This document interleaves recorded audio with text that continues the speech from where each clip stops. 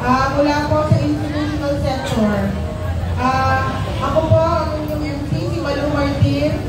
Ako po si Reggie Mugawin. Kami po ay mula sa tanggapan ng Punong Lungsod. At sa sandali ipapakinggan po natin ang mensahe ng ating mahal na Punong Lungsod, Mayor Vito. Sana pala, ako na lang tumawag sa sarili ko. Maraming salamat sa ating mga mahinhin na host, attorney, Sir Rex. Habang bumababa po ang ating mga senior representatives, kung si Kiko, mamaya na tayo makipagkwentuhan. Pababa na po sila. Muli po magandang umaga sa ating lahat. Maligayang araw ng Pasig, advance. Maligayang araw ng Pasig po sa ating lahat. Narinig naman po natin yung announcement ng iba't ibang tanggapan. Happy Nutrition Month din po sa atin. Nasa na ba sila Ma'am Jennery? Alam nyo, ang ating nutrition office sa pangunan ni Ma'am Jennery, napaka-aktibo po niyan at napakaganda ng mga pinakikilalang programa sa ating lungsod, lalo na para sa ating mga kabataan. Nagtataka lang po ako nung sinabi ni Ma'am Jennery yung bansot at matataba. Natinginan po kayo, naghanap kayo agad ng maituturo. Huwag po ganun. Ano, Ma'am Jennery? Pero, salamat sa nutrition office natin. Makasama sa Eco Waste at lahat pa po ng mga environmental defender and advocates po natin. Maraming salamat din po. No plastic month nga po ngayon. At sa lahat po, ano pa po ba yung, at siyempre sa mga senior citizen natin, ako po ay taus-pusong nagpapasalamat sa mga senior citizen po natin mula sa iba't ibang barangay, hindi lang yung mga representative. Alam nyo, lagi po natin na pag-uusapan yung mga pagbabago, pinakikilala natin sa lungsod, collective effort tayo na magpakilala ng magagandang pagbabago na pakikinabangan ng bawat isang Pasigenyo. At yung isa po dyan ay binago natin yung estilo ng pag-gobyerno.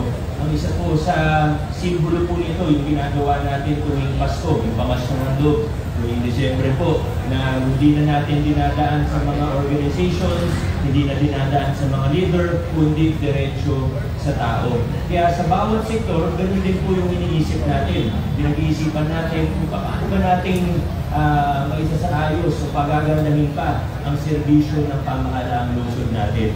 At isa na po siyempre sa pinaka-importanting sektor ay ang sektor ng grupo ng mga senior citizens.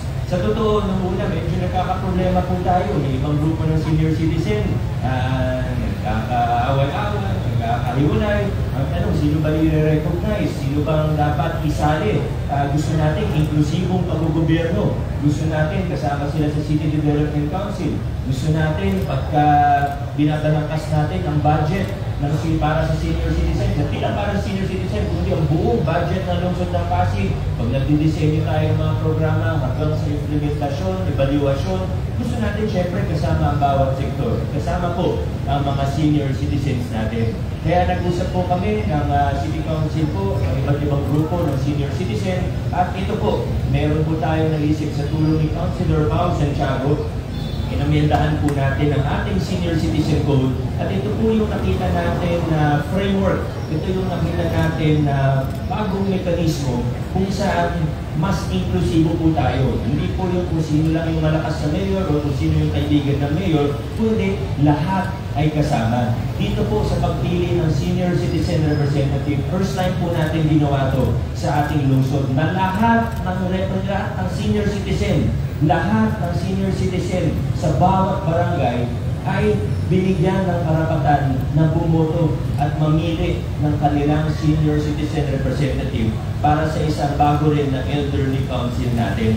Ibig sabihin, kahit wala kang kakilala, kahit wala kang kagrupo, kahit di mo kakilala si ganyan o si ganito, pwede kang bumoto. At yan po, nabutohan na po sila, namili sila ng kanilang mga representative, one per barangay po tayo, at yung bawat representative na yan, magiging elderly council po, kasama sa elderly magiging recommendatory body sa ating elderly council. Meron din silang dalawang kinatawan sa elderly council natin. At ito po yung magiging local special body kung saan dadaan po ang lahat ng mga programa, lahat ng budget para sa senior citizen. At magkakaroon din po sila ng kinatawan sa ating City Development Council kung saan po dumadaan ang lahat naman ng programs, projects, activities, and budget ng buong lungsod Pasig. Kaya muli po sa mga senior citizen natin na nanalo bilang representative, congratulations! May you represent your barangays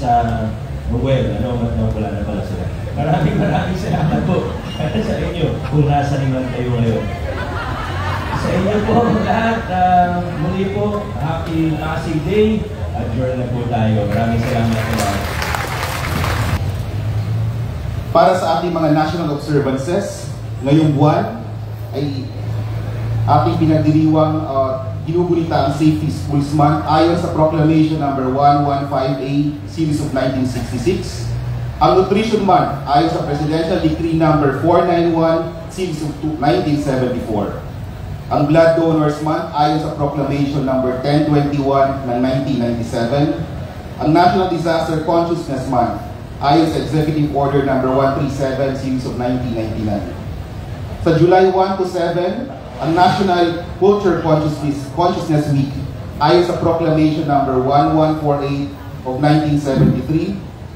Sa July 4 naman, ang Republic Day ayon sa Republic Act number 4166 of 1964 at Proclamation 811 ng 1996. At syempre, sa July 2, bukas, ang Araw ng Pasig 2024.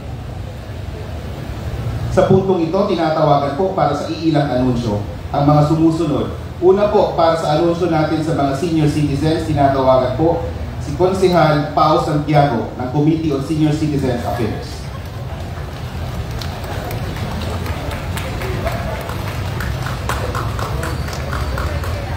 Mamaya po, pagkatapos po ng ating flag ceremony po, ay magkakaroon po ng oath taking lang ang 30 po na nahalal na magiging representante po ng senior citizen sa bawat isang barangay. Sila po ay magpo-perform po ng function kung saan po sila po ay tutulong sa konseho gumawa po ng mga makabagong polisiya at nararapat po na programa. Sila po mismo ang mga nagre-represent ng kanilang barangay at ganoon din po, magsasabi po sa amin kung ano pa po ang kailangan, ano po ang evaluation sa bawat barangay ng kalagayan po ng ating senior citizen. At sa ganoon po, matutukan po natin lalo, bukod po sa kanilang kalusugan, ay yung mga kailangan pa po na activities at mga nararapat pa po na kailangan siliping mga benepisyo at pag-aaruga po, tamang pag-aaruga para po sa ating senior citizen. So mamaya po, makikita po natin sila dito at sila po yung manunumpala para po magsimula na po ang kanilang patungkulan. Yun lamang po at magandang umaga po sa ating lahat.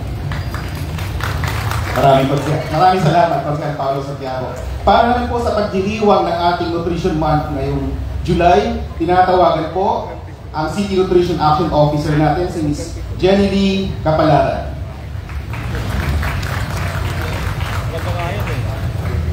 Magandang araw po sa ating lahat, sa ating punong lungsod, kagalanggarang Mayor Vico Soto, sa ating pong City Council, sa pangunguna ng ating Vice Mayor, Robert Dowerski. Good morning po. And sa aking pong kapwa, Kawani.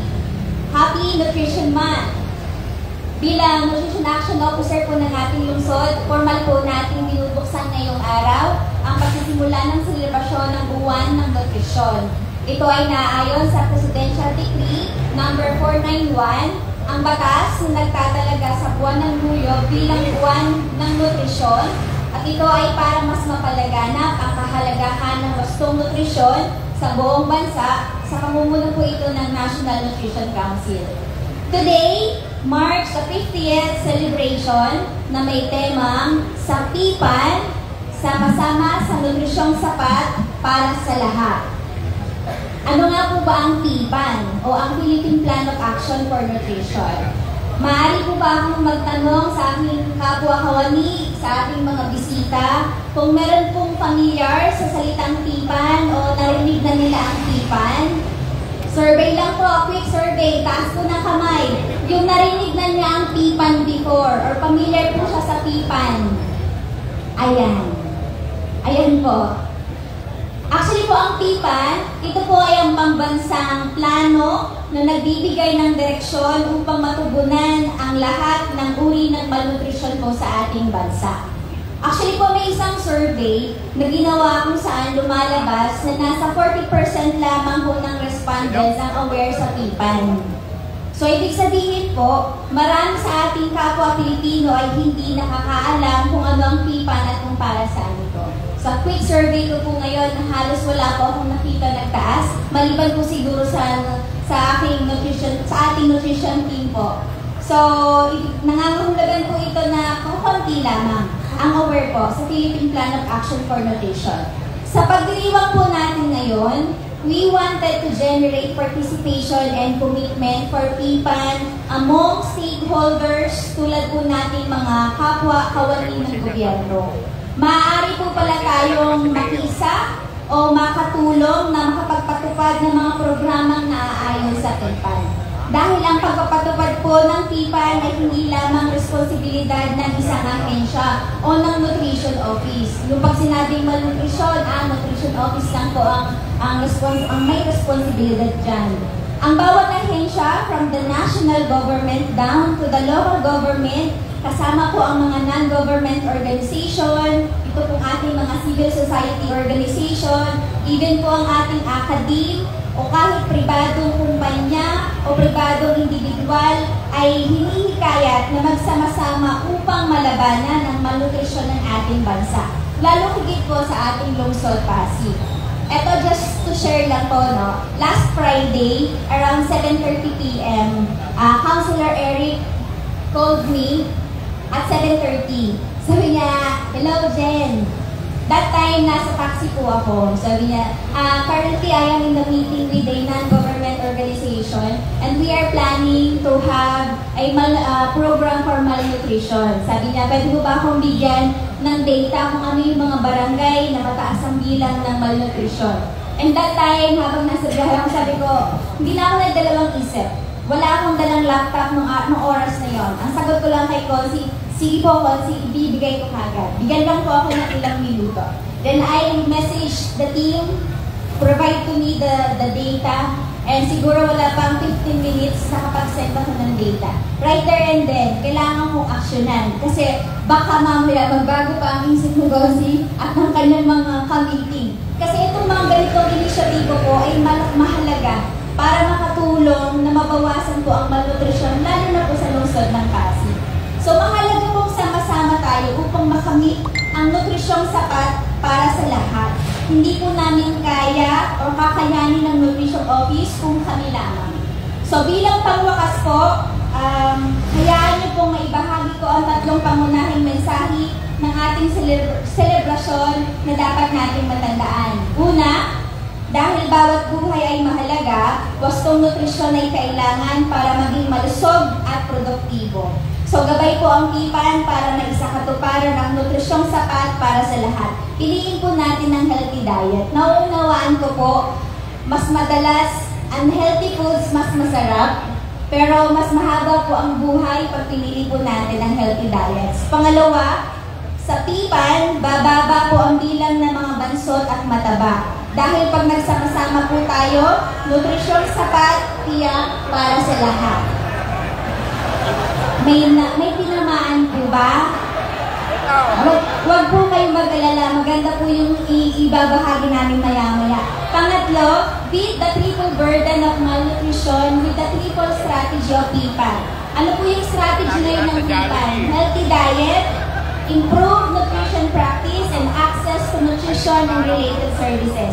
Dahil po dyan, ang bawat isa po na ating kalahok ngayon, kasama po ng ating punong lungsod at ng ating City Council, ay malagod po namin inaanyayahang dumalo at mag-avail po ng libreng health and nutrition services sa ating Pasiglahan Wellness Caravan. In partnership po ito ng ating DOH, Metro Manila CHD through Health, Education, and Promotion Office po natin. Nasa second floor po ngayon nagsiset up na sila, and sa third floor kung saan meron po tayong free nutrition and diet counseling. So yung mga nagkalabitan po kanina, punta na lang po tayo sa third floor. Meron po tayong libreng blood sugar monitoring, even nutrition assessment kung saan naalamin natin kung normal pa ba ang inyong timbang, at mag-enjoy po tayo sa marami related activities and marami pong freebies coming from our partner companies. Sa pangunahing layunin po ng TIPA na mabababa ang bilang ng malnutrisyon ng bansa, meron kang magagawa. Ako, ikaw, tayo, sa PIPAN, sama-sama sa nutrisyong sapat para sa lahat. Muli po, Happy Nutrition Month!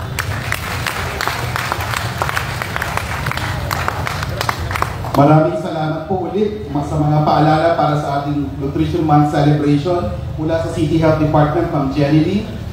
Maging malusog na po tayo.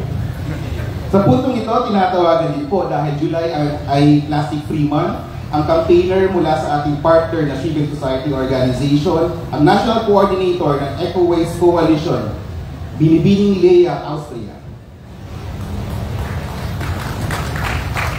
Good morning po sa lahat. So actually po, ako po ay isang campaigner mula sa Eco Waste Coalition na isa pong network ng mga concerned groups na sinusulong po ang ating mabuti at maganda, malinis na kalikasan. So nabanggit nga po, ngayong July, alam po natin lahat na July is Nutrition Month.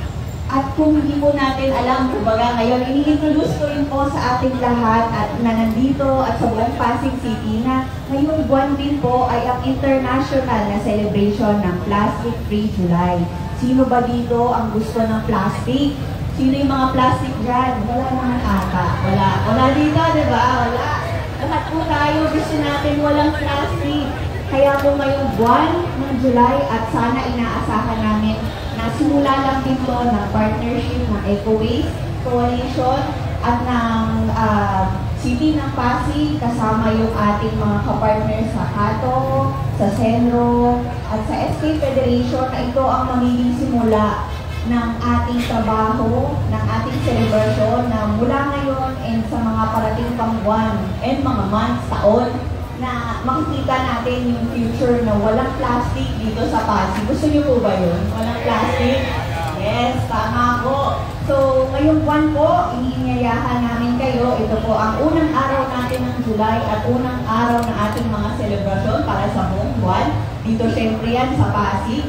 So, makikita niyo po ang Eco Waste Coalition at ang aming mga activities kasama ang inyong mga departments at ahensya dito sa Pasig na iniimbitahan namin kayong makisama sa mga activities natin sa ating mga gaganapin ngayong buong buwan. So, maraming salamat po sa inyong, ngayon pa lang inaasahan na namin na kayo ay makikisama makaparticipate sa ating mga activities. Tulong-tulong po tayo para maabot natin yung pangarap natin at ng Pasig City na isang magandang kapaligiran para ang lahat po ay maka-enjoy ng mabuti at high quality ng life. So, para hindi lang di po sa atin, kundi para sa mga bata at sa mga future pang generation. So, sa mga susunod po na mga araw ay mag-share din po kami sa inyo ng mga information kung saan nyo po aabangan ng ating celebration. May mga upcoming po tayong celebration na invite po ang lahat. So, maraming salamat po mula rin sa amin sa Eco Waste at thank you po sa Pasig City sa pag-welcome sa amin. Thank you po, Miss Austria. Para po sa kaganapan sa selebrasyon ng Araw ng Pasig, tinatawag po natin ang Head ng Cultural Affairs and Tourism Office, Mr. Patrick Lagiano. Good morning po, Mayor. Umaga po.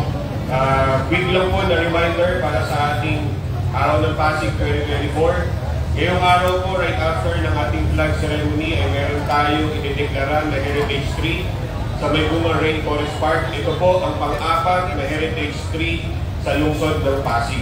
At kasama po natin dito ang DNR, Senro at ang City Government of Pasig.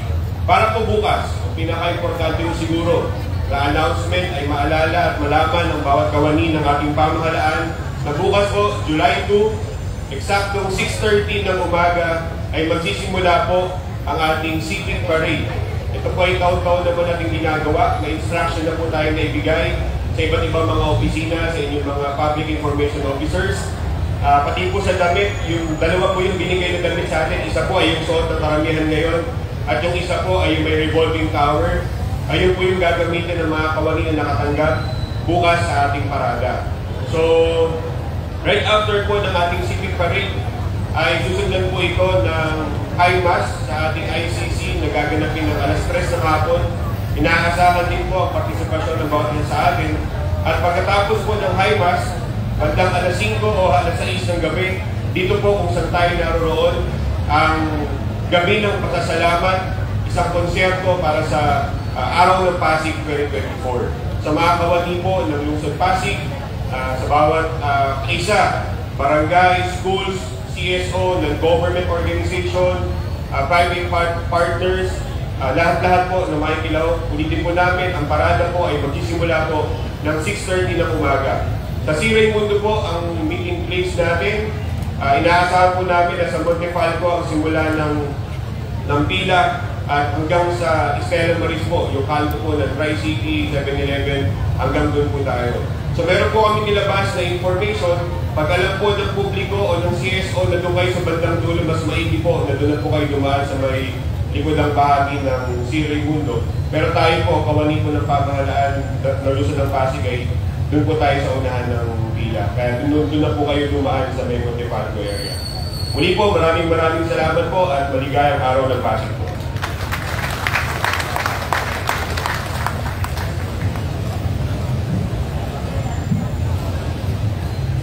Tinatawagan po ulit si Consi Pao para po pamunuan ang panunumpa ng ating center. Sige po, balik po ang ating 30 na Barangay Senior Representative.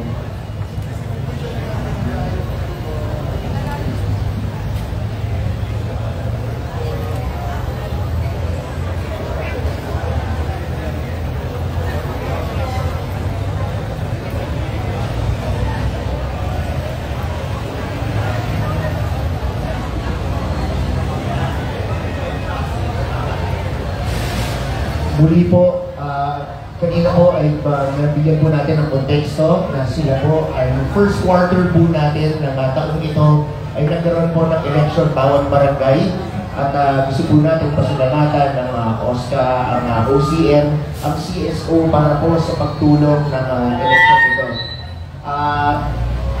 Sila po ang nahalal sa kanilang barangay at ngayon po ay tawag po nila sa kanila ay recommendatory body. No? At para po magsimula po ang ating panunumpa, mamaya-maya lang po ay tatawagin po natin ang ating Mayor Vigo para po magbigay po ng tamang panunumpa po para po sa ating senior citizen.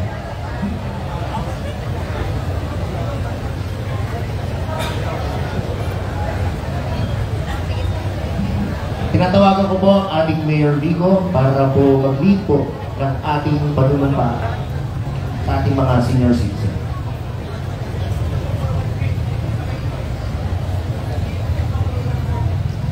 Maraming salamat, Consi Pao. Magandang umaga po, Vice Mayor Dodot, sa ating mga konsehal, sa mga kasama mula sa BFP at BJMP, sa mga kawani ng ating institutional sector, at siyempre po sa ating mga senior citizens na nagbogi bilang representative ng ating 30 barangay sa lungsod ng Pasig. Congratulations po sa inyo.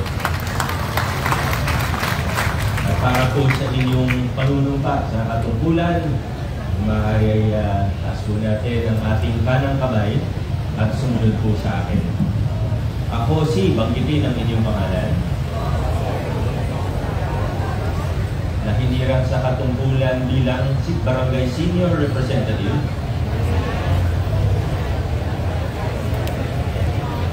ng barangay, ng inyong barangay, ay taimtim na nanunumpa. Natuto pa rin ko ng buong husay at katapatan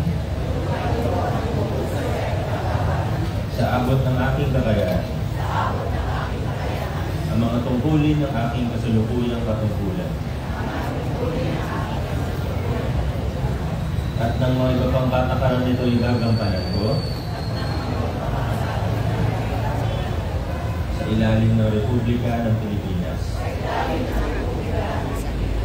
bilang paglilingkod sa mga kapwa kong senior citizen ating itataguyod at susundin ang mga batas at mga kautosang legal na tunay na mananalig at tatalima ako rito. At kusa akong babalikatin ng pananagutang ito nang walang anumang pasubalit o hangaring umiwas.